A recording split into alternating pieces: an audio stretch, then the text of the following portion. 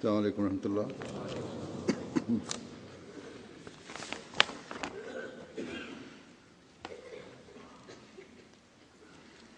أشهد أن لا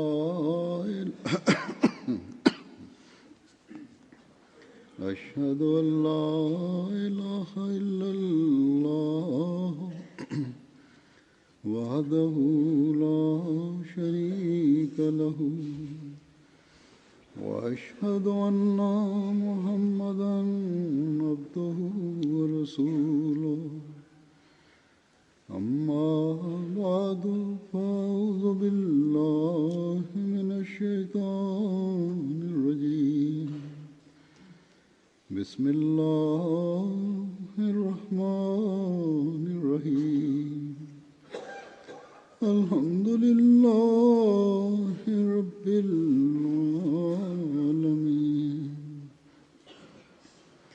الرحمن الرحيم مالك يوم الدين إياك نعبد وإياك نستعين اهدنا الصراط المستقيم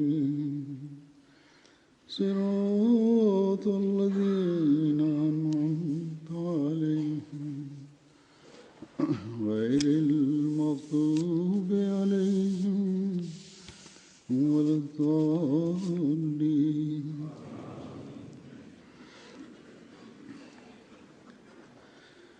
20 फरवरी का दिन जमात अहमदिया में पेशगोई मुस्लिम मौत के हवाले से जाना जाता है.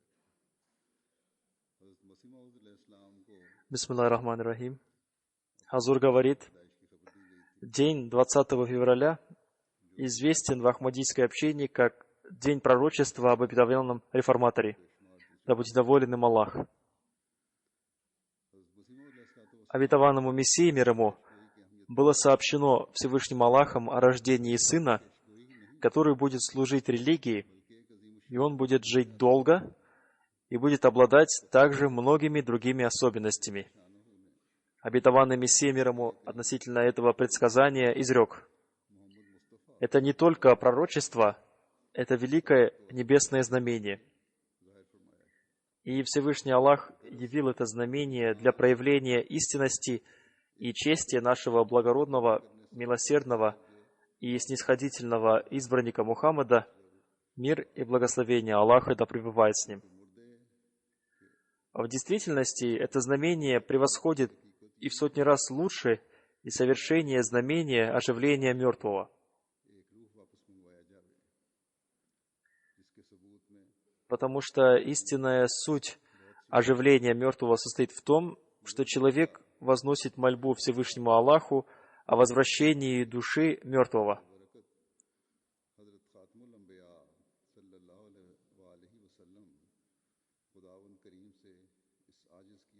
И для опровержения этого возражающий выдвигает много возражений.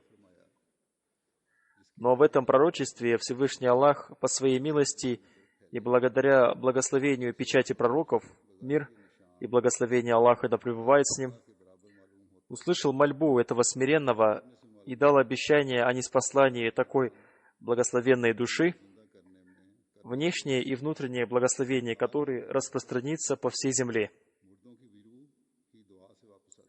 Внешне это знамение кажется похожим на знамение оживления мертвых, но тому, кто поразмышляет, станет ясно, что это знамение в сотни раз лучшее знамение оживления мертвых. Говорят, что душа мертвых возвращается посредством мольбы. Перед получением этого пророчества тоже была вознесена мольба о приходе одной души. Но есть большая разница между теми душами мертвых и этой душой, которая должна была родиться.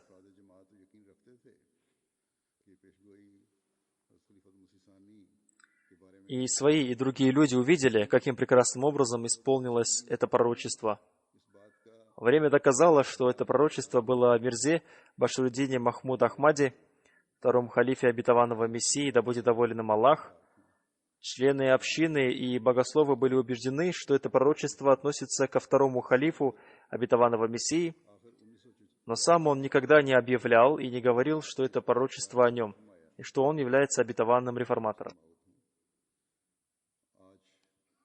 И только когда прошло почти 30 лет его халифата, он объявил, что он является обетованным реформатором.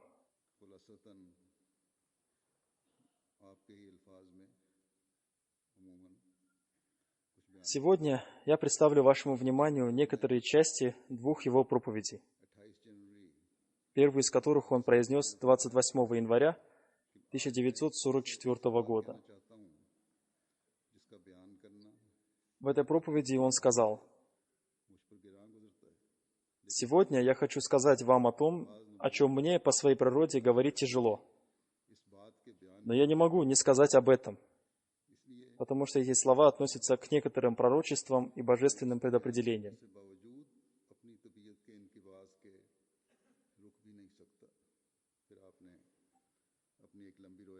После этого он рассказал свой длинный сон, и, давая толкование этого сна, он сказал: «Всевышний Аллах предопределил пророчество об обетованном реформаторе для моей сущности.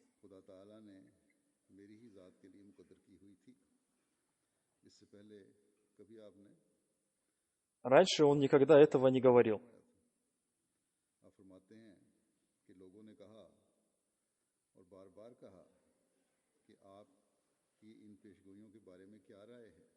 Затем он сказал: люди снова и снова спрашивали меня, каково ваше мнение относительно этих пророчеств.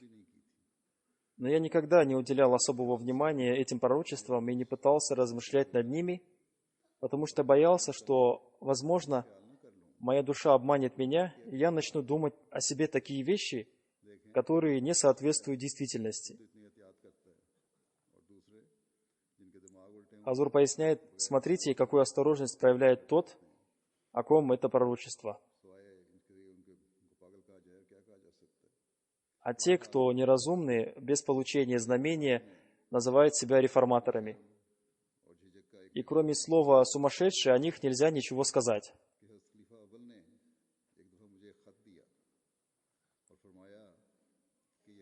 Как бы то ни было, рассказывая о своей скромности и опасениях, в одном месте обетованный реформатор говорит: «Однажды первый халиф дал мне одно письмо и сказал: это письмо о твоем рождении, которое обетованный Мессия, мир ему, написал мне.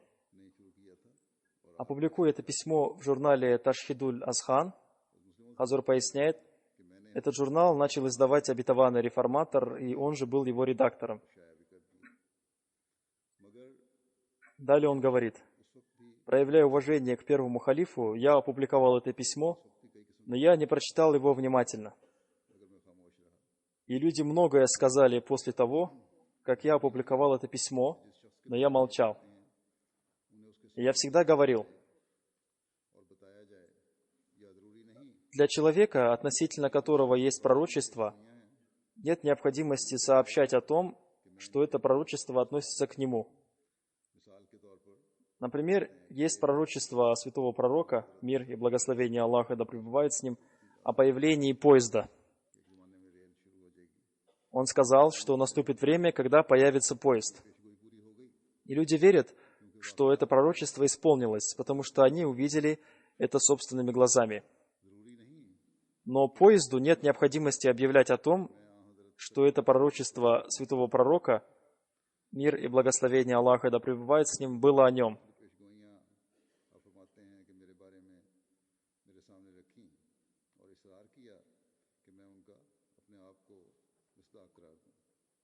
Многие люди читали мне пророчество обетованного Мессии, мир ему, и настаивали на том, чтобы я объявил, что это пророчество обо мне. Но я всегда отвечал: пророчество само показывает того, о ком оно. Если это пророчество обо мне, то время само покажет, что это пророчество обо мне. А если оно не обо мне, то время будет свидетельствовать против меня. И в том, и в другом случае мне ничего говорить не нужно. Если я скажу, что оно обо мне, но на самом деле оно не обо мне, то по какой причине я должен становиться грешником? А если оно обо мне, то для чего мне проявлять поспешность? Всевышний Аллах сам покажет, о ком оно. В Откровении сказано, они сказали, это тот, кто должен был прийти, или мы должны ждать других. Люди мира много раз задавали этот вопрос, и уже прошло много времени. И в Откровениях обетованного Мессии мир ему уже сообщено, что пройдет много времени, прежде чем станет известно, о ком это откровение. Например, братья Хазрата Юсуфа сказали Хазрату Якубу, «Клянемся Аллахом, не перестанешь ты вспоминать Юсуфа до тех пор, пока не станешь ты обессиленным или не станешь ты из числа погибающих». Это откровение было получено обетованным Мессией мир ему. И также он получил откровение, что он ощущает запах Юсуфа. И он написал об этом в одной своей поэме. И это указывает на то, что о том, к кому относится это пророчество, станет ясно по прошествии длительного периода времени, потому что Юсуф встретился со своим отцом по прошествии длительного периода времени. Я убежден в том, что если бы мне не стало ясно, что это пророчество обо мне до моей смерти, то время само бы показало, что это пророчество исполнилось в моем лице и в мое время. Поэтому я тот, о ком это пророчество. Но воля Всевышнего Аллаха раскрыла этот факт, и Он дал мне знание о том, что все пророчества об обетованном реформаторе относятся ко мне.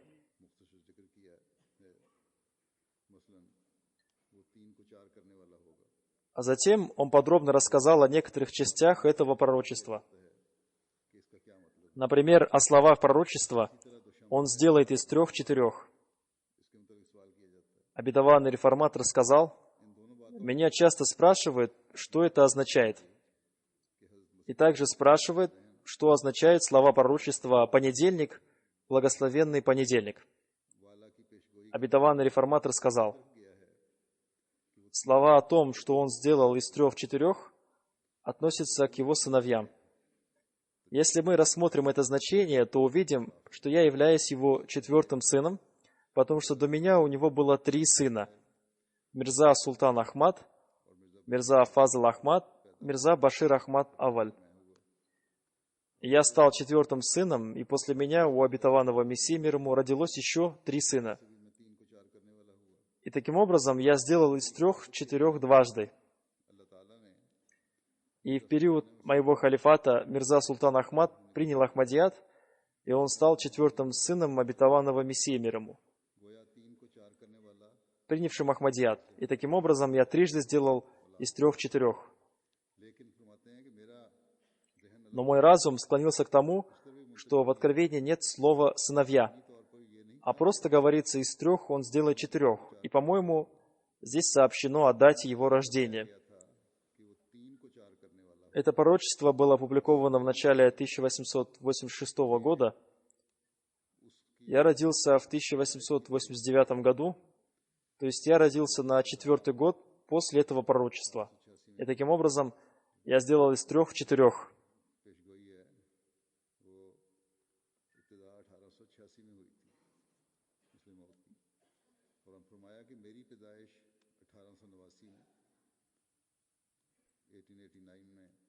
А то, что касается слов откровения «понедельник», «благословенный понедельник», то, согласно исламскому календарю, понедельник – 3-й день недели. В духовных движениях эпоха пророка и эпоха его халифов, духовных преемников, считаются отдельно. И считается, что эпоха халифа является такой же важной, как и эпоха пророка. Помня об этом, поразмышляйте над тем, что первой эпохой была эпоха обетованного Мессии мир ему. Второй эпохой была эпоха первого халифа обетованного Мессии мир ему. И 3-й эпохой является моя эпоха.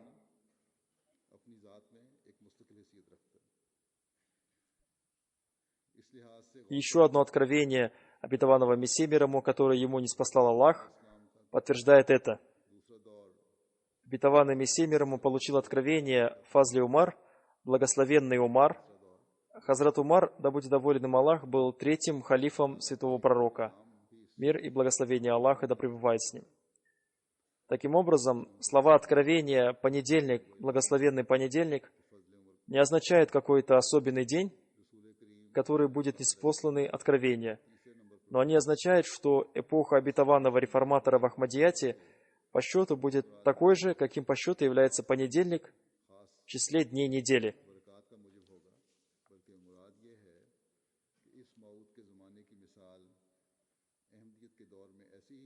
То есть в череде тех людей, которые будут ниспосланы ради служения этому движению, обетованный реформатор будет третьим по счету.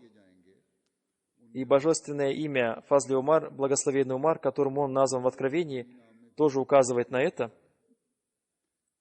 Согласно известному выражению, что одна часть Откровения разъясняет другую часть Откровения.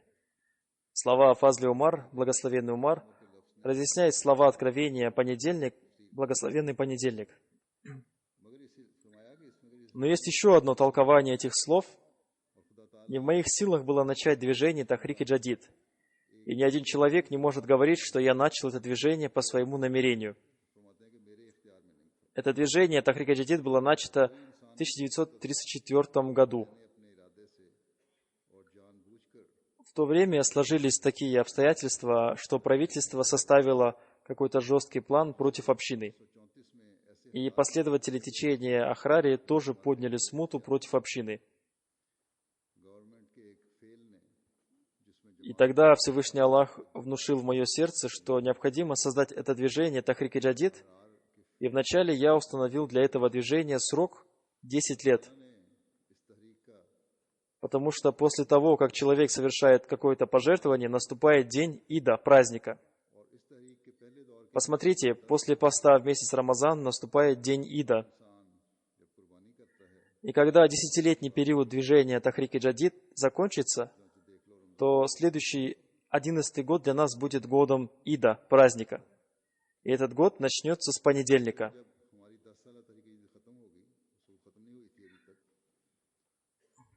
Понедельник на варси называется Душамбе.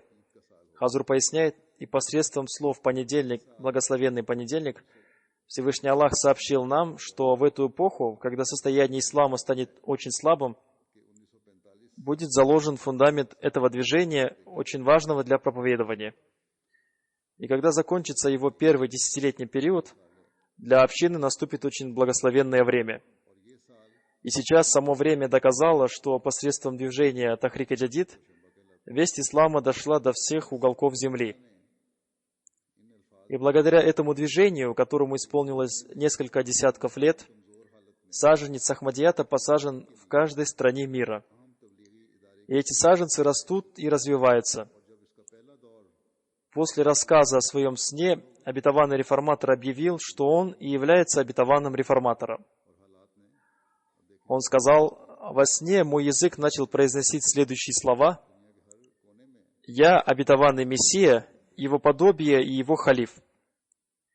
Когда эти слова произнес мой язык, я удивился. И во сне я почувствовал, что мой язык произнес удивительные слова. Когда некоторые люди услышали от меня об этом откровении, они сказали, что в брошюре, которую обетованный Мессия мир ему опубликовал 20 февраля 1886 года, написано: «Он придет в мир из благословения своей души, подобной душе Мессии и Духа истины, он исцелит многих страждущих». Во сне, который я видел, я тоже приказал разрушить многих идолов. В этом содержится указание на то, что он, обетованный реформатор, с благословения своей души, подобной душе Мессии и Духа истины, он исцелит многих страждущих. Дух истины означает Дух единобожия. Хазур поясняет, то есть он начал проповедовать ислам в мире и очистил многие сердца от ширка, многобожия.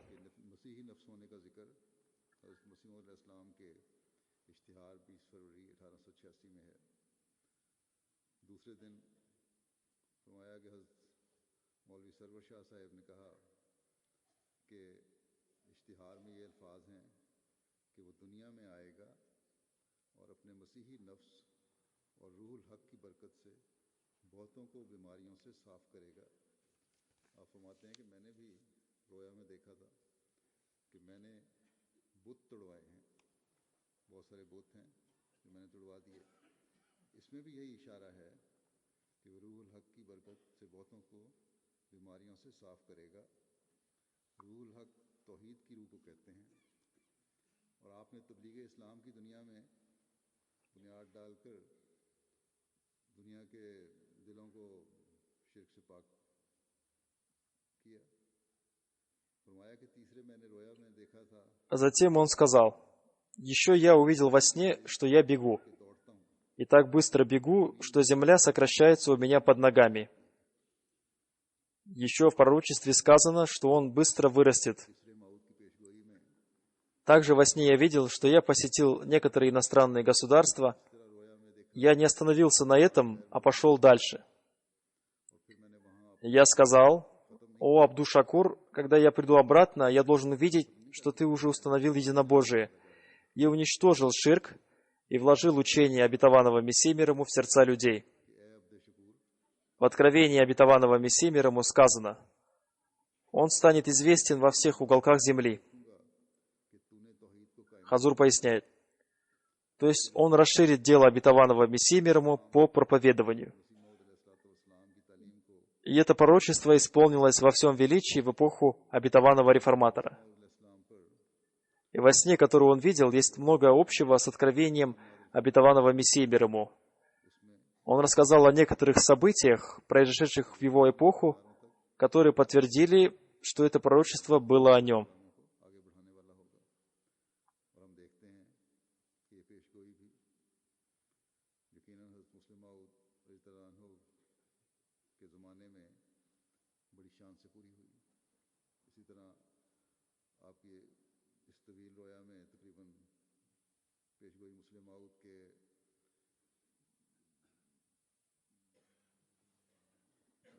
पेशगोई मुस्लिम मऊद से मिलती जुलती बहुत सी बातें हैं जो मुख्तलिफ पैराए में आपको दिखाई गई रोया में। बहरहाल अब रोया के हवाले से मैं बयान Обетованный реформатор сказал: आगे «Некоторые люди говорят, что я ребенок, в то время как Аллах даровал мне халифат». पेशगोई थी मुस्लिम इस्लाम В откровении обетованного Мессии мир ему его есть слова: «Он быстро вырастет». Хазур поясняет, и затем он рассказывает об одном событии, связанном с этим. Он сказал: «Однажды, в ожидании намаза, я ходил по комнате Хазрата Маджан. Эта комната находилась рядом с мечетью, и я услышал громкие голоса, раздававшиеся из мечети. Я узнал один голос, это был голос шейха Рахматулла Сахиба. Он сказал: «Вся эта смута происходит из-за одного ребенка. फिर आपने वाक़या बयान किया И из-за этого община подвергается опасности». Я очень удивился и подумал, о каком это ребенке идет речь. Потом я пошел в мечеть и спросил у одного друга, о каком ребенке шла речь. Он рассмеялся и сказал: «Этот ребенок ты». Но Всевышний Аллах так быстро сделал меня взрослым, что противники пришли в изумление. А через несколько месяцев эти противники, которые называли меня ребенком, стали говорить обо мне, что я опытный и хитрый. То есть их мнение обо мне полностью изменилось. Они считали меня ребенком, и я на самом деле был ребенком. Но когда в 25 лет Всевышний Аллах даровал мне государство, духовное государство, я очень быстро вырос. В светском государстве правитель имеет силу, оружие, народ, войска, генералов, тюрьмы и казну. И он наказывает того, кого он хочет. Но в духовном государстве кто хочет, верует, и кто не хочет, не верует. В духовном государстве нет никакого принуждения. Когда Аллах даровал мне это духовное государство, в его казне было только несколько мелких монет. И община имела долги в несколько тысяч рупий. И почти все руководители общины выступали против меня. Один из них сказал: «Скоро придут христиане, и они захватят это медресе».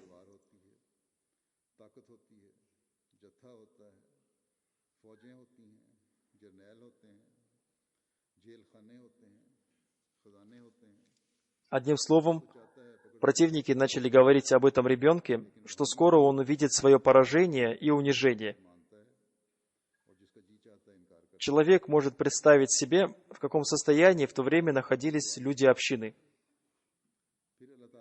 Но после этого дня все увидели, что количество людей, которые принесли мне обет верности, по милости Всевышнего Аллаха, увеличилось в сотни раз.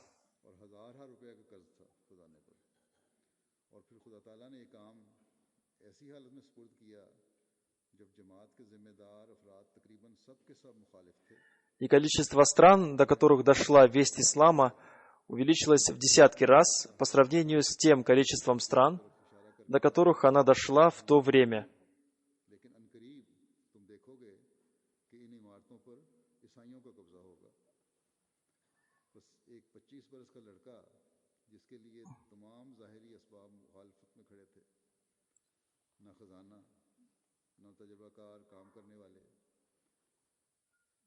В то время в казне было только 18 ани, мелких монет, а сейчас в казне сотни тысяч рупий. Если сегодня я умру, то оставлю в казне сотни тысяч рупий и оставлю больше книг, написанных в поддержку этого движения, чем то количество книг, которые я получил в то время, когда Всевышний Аллах даровал мне халифат. Одним словом, то, что Бог сказал, он очень быстро вырастет, и он будет под сенью Бога, исполнилось таким величием, что даже противники не могут отрицать этого.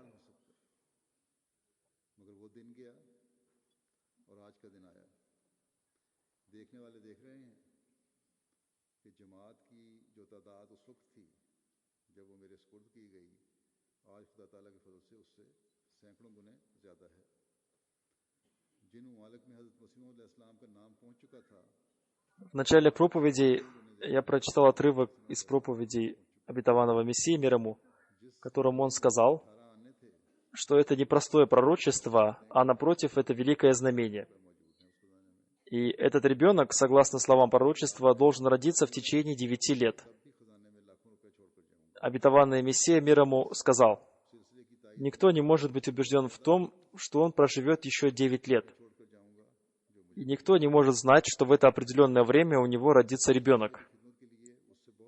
Не говоря уже о том, что он не может быть убежден в том, что у него родится сын только на основе собственных умозаключений. И это будет не простой ребенок, а такой ребенок, который станет причиной величия ислама».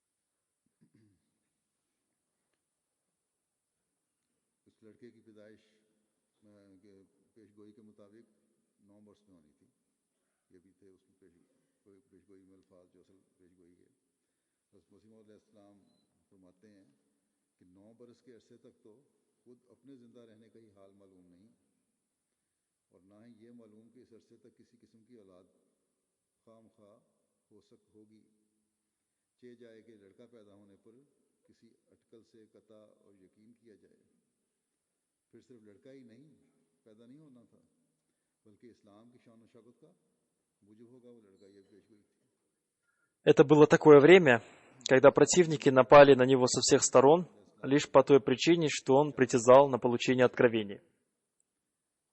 Однако в то время он не объявлял, что он является посланником или муджадидом, обновителем веры. Он только пророчествовал о появлении одного ребенка, и в этом пророчестве подробно говорилось о его качествах. Затем обетованный реформатор, сказал: когда преемник кого-то получает известность, то на самом деле эту известность получает тот, преемником кого он является. Или другими словами, это будет известность его вождя.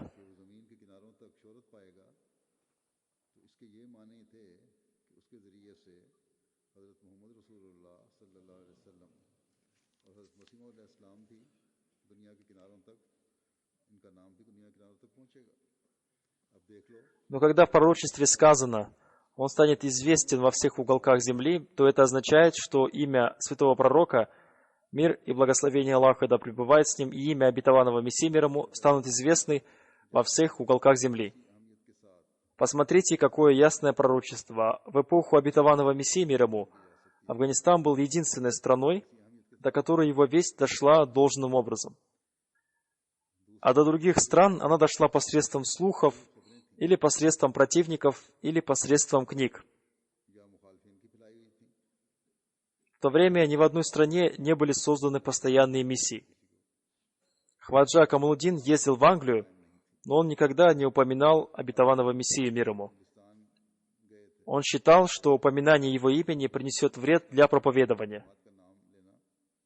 Одним словом, в Англии получило распространение только имя Хваджи Камалуддин Сахиба, а не название общины и имя обетованного Мессии мир ему. Но когда Всевышний Аллах назначил меня халифом, Ахмадият был распространен на островах Суматра, Яве, в Китае, на острове Маврикий и во многих странах Африки, в Египте, Палестине, в Иране, в нескольких других арабских странах и во многих странах Европы.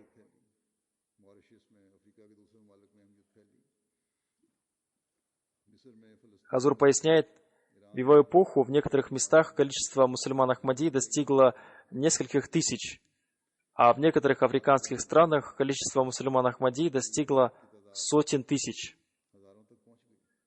Затем он сказал: в пророчестве сказано: «И он будет наполнен духовными и мирскими знаниями». Обычно я не хвалю себя, но в данном случае я не могу утаить той истины, что современные проблемы, которые возникли в исламе и требовали решения, были решены только посредством моего пера. И я с полной убежденностью говорю, что без использования моих статей невозможно проповедование ислама. Есть многие вопросы в Священном Коране, которые люди не могли понять, не получив разъяснения.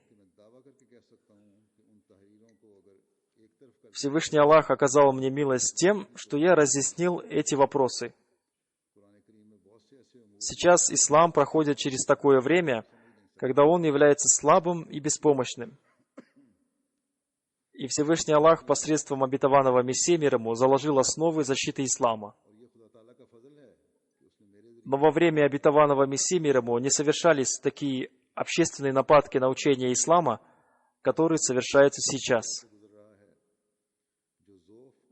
Всевышний Аллах пожелал, согласно своему пророчеству, воздвигнуть человека, обладающего благословением Духа истины, который будет наполнен духовными и мирскими знаниями. И он будет защищать ислам от этих нападок, опираясь на учение обетованного Мессии мир ему и святого пророка, мир и благословение Аллаха да пребывает с ним.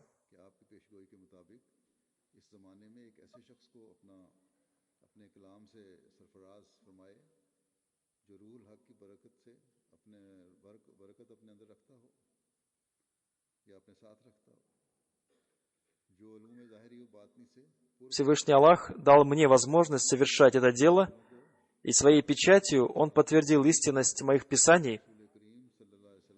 Когда Всевышний Аллах ничего мне не сообщал, я хранил молчание. А когда Он сообщил мне об этом и повелел сообщить людям, я сообщаю им об этом. И я сообщаю, что это пророчество в каждом аспекте исполнилось в моем лице. Всевышний Аллах создал такие обстоятельства, которые стали доказательствами истинности этого пророчества.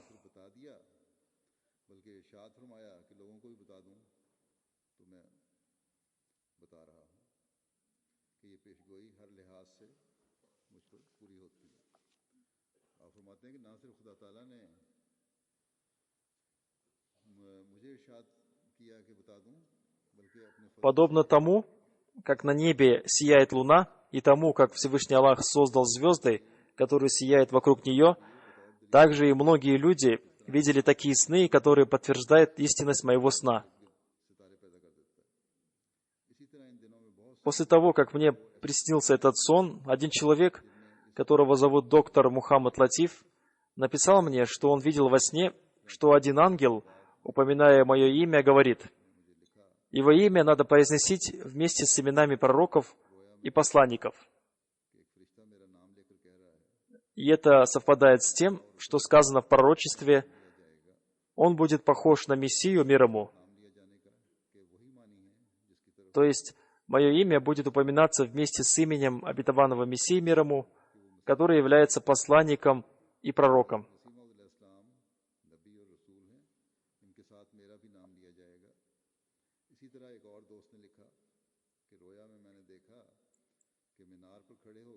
Еще один человек мне написал: «Я видел во сне, что вы стоите на минарете и громким голосом провозглашаете: Алейсу салаху бикафи набдаху.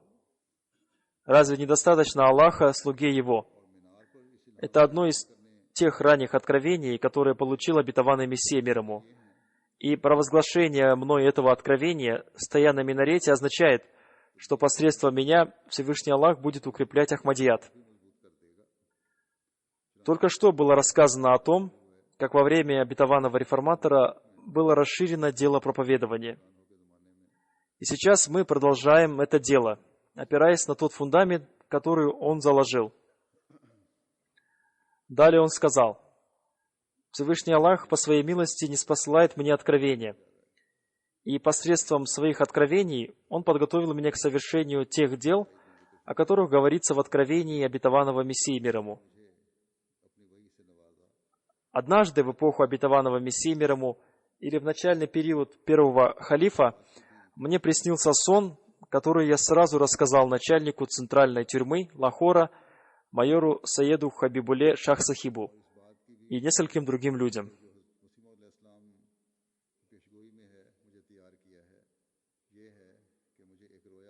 И недавно он напомнил мне об этом. Я видел в этом сне, что я стою в медресе Ахмадия, и рядом со мной стоит Молви Мухаммад Али Сахиб. В медресе пришел шейх Рахматуллах Сахиб и сказал: «Давайте посмотрим, кто из вас выше ростом». Я постеснялся это сделать, но он насильно поставил меня рядом с Молви Сахибом. В действительности, рост Молви Сахиба немного больше моего роста. Но когда шейх Сахиб поставил меня рядом с ним, то он невольно произнес: «Я думал, что Молви Сахиб выше вас, но оказалось, что вы выше». И во сне я увидел, что голова Молви Сахиба едва достигала моей груди. Потом шейх Сахиб принес стол и поставил на него Молви Сахиба, но в этом случае рост Молви Сахиба тоже оказался меньше, чем мой рост. Потом он поставил на стол тумбочку и поставил на нее Молви Сахиба, но все равно он не стал выше меня. Потом он сам взял Молви Сахиба и хотел поднять его до уровня моей головы, но его голова с трудом достигла моих локтей, а его ноги висели в воздухе. Сейчас посмотрите, как в этом сне заранее сообщалось о противостоянии мне Молви Сахиба, и в нем также сообщалось об итоге этого противостояния. Я видел этот сон в начальный период первого халифа.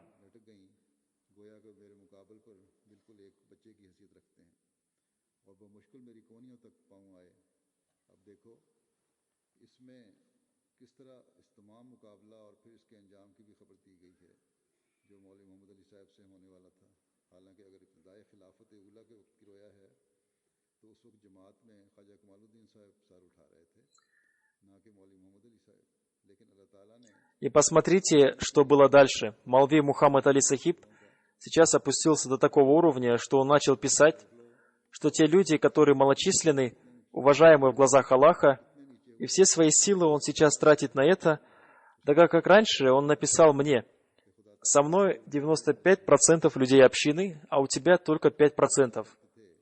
А большинство людей не может заблуждаться».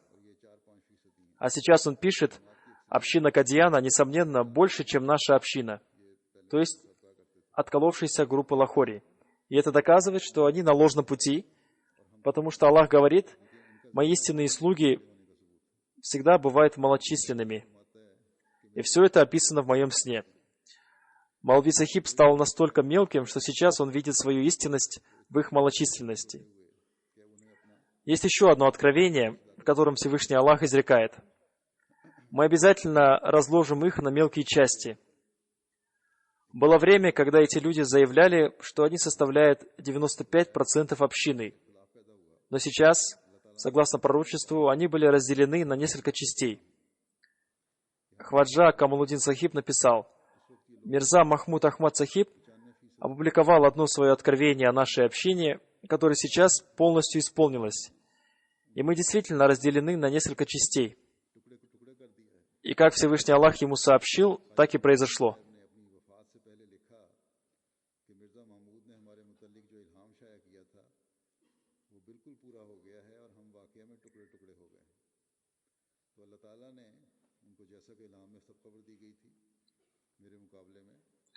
Сейчас я привел вам только несколько примеров исполнения некоторых своих откровений.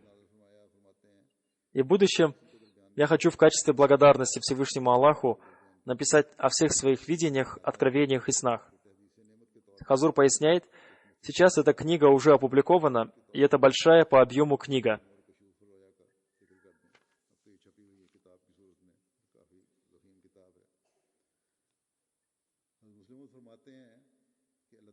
Затем обетованный реформатор сказал: Всевышний Аллах, много раз раскрывая сокровенную суть этого пророчества, доказал его истинность.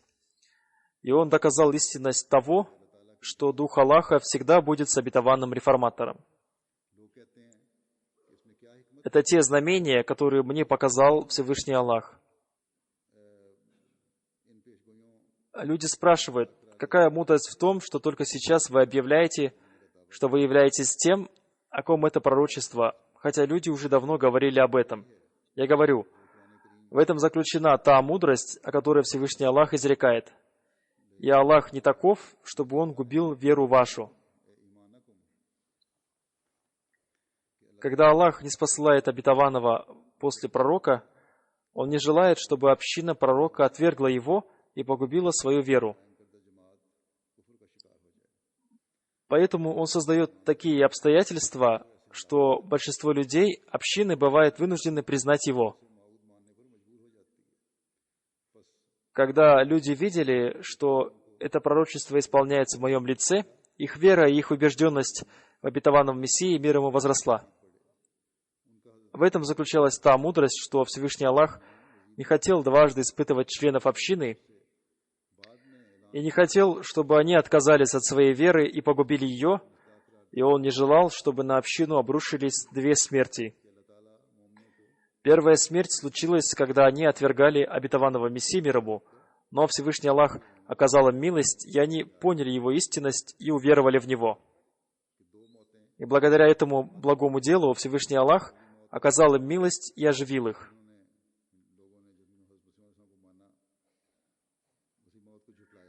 И потом они подвергались мучениям со стороны своих родственников, но они сохранили свою веру. И после прохождения через эти испытания, мысль о том, что Он еще раз обрушит испытания на людей, которые прошли через такие испытания, означает, что Он может толкнуть верующих к пропасти гибели.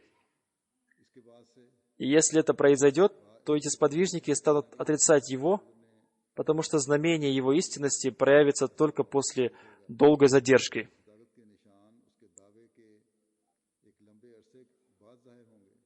Кроме этого, повторное обрушивание испытаний на тех людей, которые уже были подвергнуты испытаниям, противоречит обычаю Всевышнего Аллаха.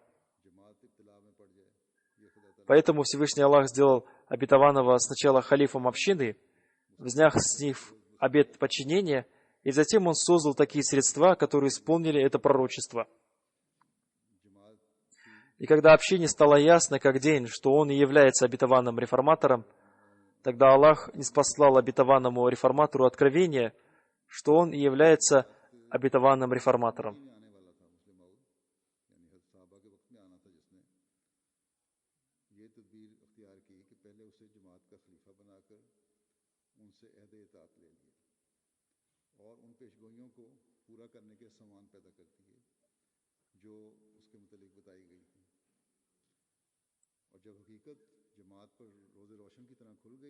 Он сделал это для того, чтобы свидетельства неба и земли соединились, и община верующих была спасена от отрицания.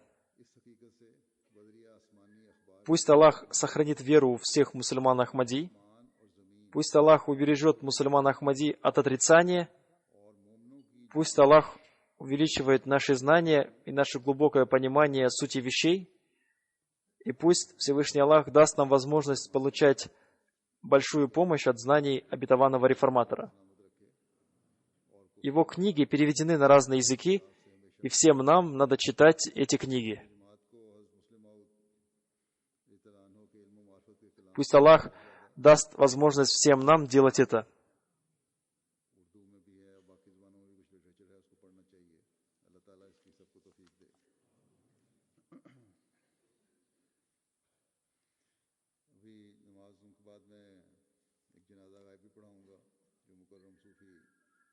После джума намаза, пятничного намаза, я проведу джаназа гайб, заупокойную молитву уважаемого суфи Назира Ахмада, сына Мия Мухаммада Абдуллы Сахиба.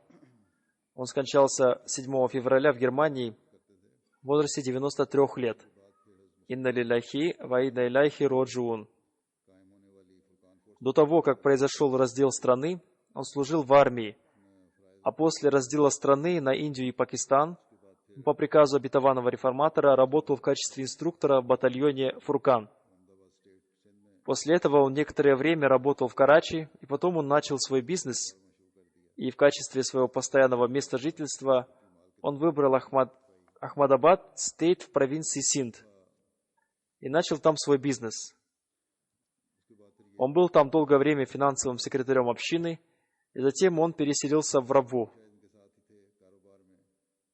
Потом у его брата возникли проблемы в бизнесе, и он попросил его, чтобы он снова приехал в Синд. Но он сказал: «Нет, я хочу жить в Рабве».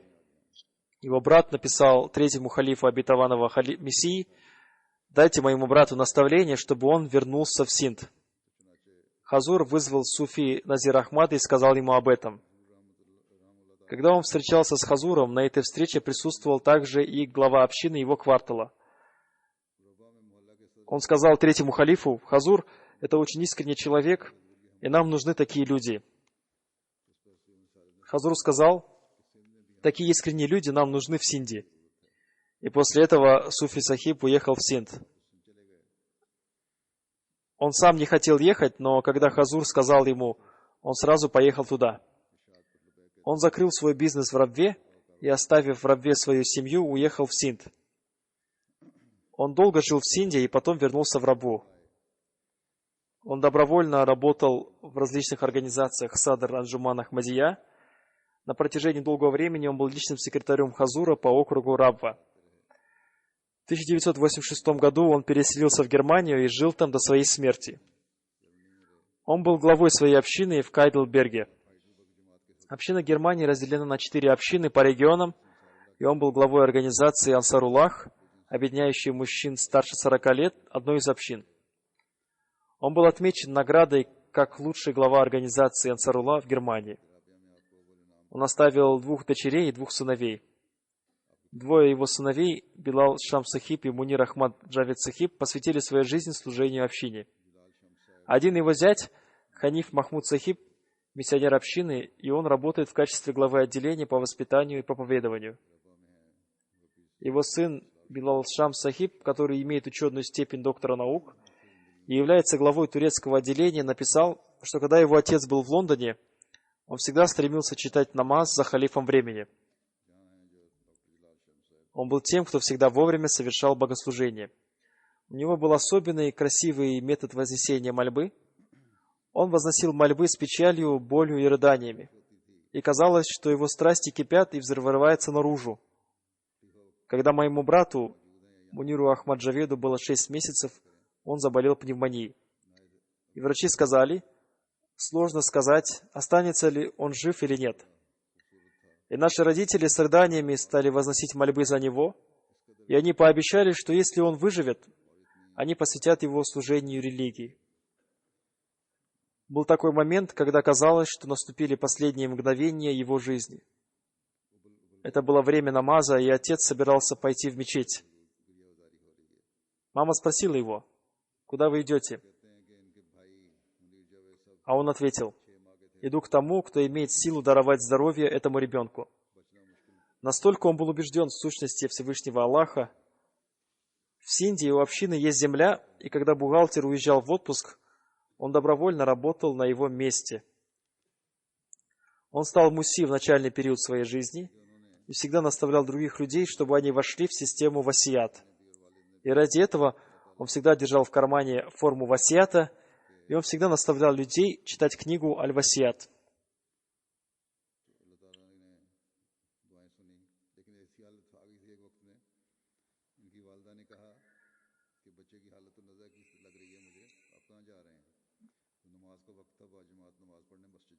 Из 4 его детей, 2 его сыновей и 1 дочь посвятили свою жизнь служению общине. Его дочь пишет, он всю свою жизнь регулярно читал Коран. И он всегда наставлял своих внуков, детей, сыновей и дочерей, читать Коран и регулярно совершать намаз. Он ежедневно читал книги обетованного Мессии мир ему и говорил, «Я 3 раза прочитал все книги обетованного Мессии мир ему». И нас он тоже спрашивал, «Вы прочитали книги обетованного Мессии мир ему?» Он был противником тех традиций, которые противоречат религии. Поэтому в нашей семье не было таких традиций, которые противоречат религии, и у нас даже мысли не было о том, чтобы поступать согласно этим традициям. Если он чувствовал, что кто-то поступает согласно традициям, противоречащим религии, он сердился и покидал это место. Последняя его болезнь длилась очень долго, но он проявлял терпение. Все его друзья, его дети написали, что когда он совершал богослужение, казалось, что его дух размягчается перед Всевышним Аллахом. Он очень сильно любил Ахмадийский халифат.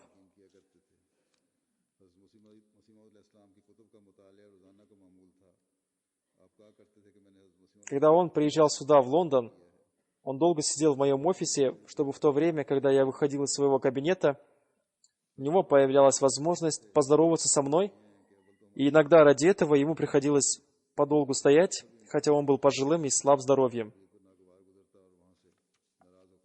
Всевышний Аллах одарил его очень хорошими качествами. Пусть Всевышний Аллах окажет ему свою милость и простит его. Пусть Аллах возвысит его степенями в раю и сделает его детей наследниками его молитв. Пусть Аллах сделает так, чтобы его дети продолжали его благие дела. Амин.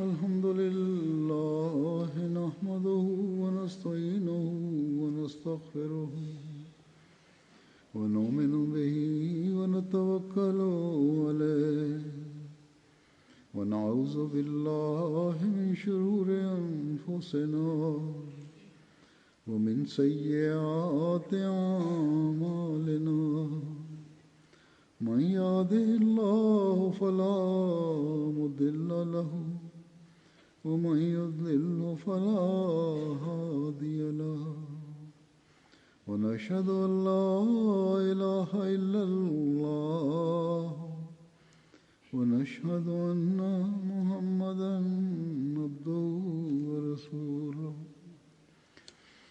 عباد الله رحمكم الله إن الله يأمر بالعدل والإحسان وإيتاء ذي القربى وينهى عن الفحشاء والمنكر والبغي يعظكم لعلكم تذكرون اذكروا الله يذكركم وادعوه يستجب لكم ولذكر الله أكبر.